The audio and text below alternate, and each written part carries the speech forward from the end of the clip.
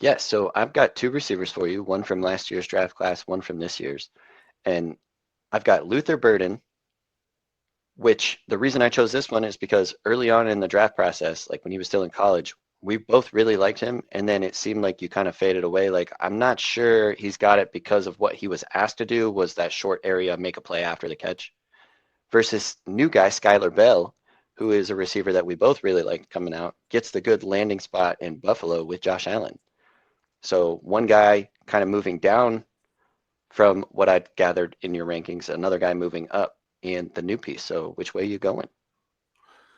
Well, for this upcoming season, I think I got to go Luther Burton here just because I know he's going to get on the field. I feel like Skylar Bell is the piece in case Shakir goes down.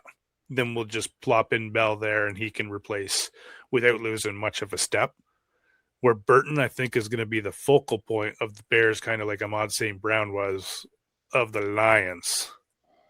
So I think it's going to I can take see some that. time for Bell to carve out a role for the Bills. I can see that. And for this year, I think it makes it a little easier too with the DJ Moore trade coming in and leaving Chicago. Like, who do One you less think person you gets got to more worry about. playing time for the Bills? Skylar Bell or Keon Coleman? See, that's where I think it's interesting because it really depends on how you feel about Keon Coleman. And I think he's going to get the first opportunities, but if he still is missing meetings or late to meetings or whatever else was going on there, then I think they're probably going to pull the plug pretty quick on him and go to the new guy and try to prove themselves right. Because Oh, I think part of the offseason story was who made that Keon Coleman pick, right? Between Sean McDermott and Brandon Bean. it was Josh Allen. And then you fire somebody else and blame him. So Well, I think what are you gonna they should have fired fucking Bean because think about this, man. You're firing McDaniels. Why? Because he gave fucking Josh Allen the power to pick his wide receiver and he picked wrong. Well, that's more on Bean. That's his fucking job to pick the fucking players. Well, that's what I was gonna say. Whose job description has construct roster in it? I think that's the GM.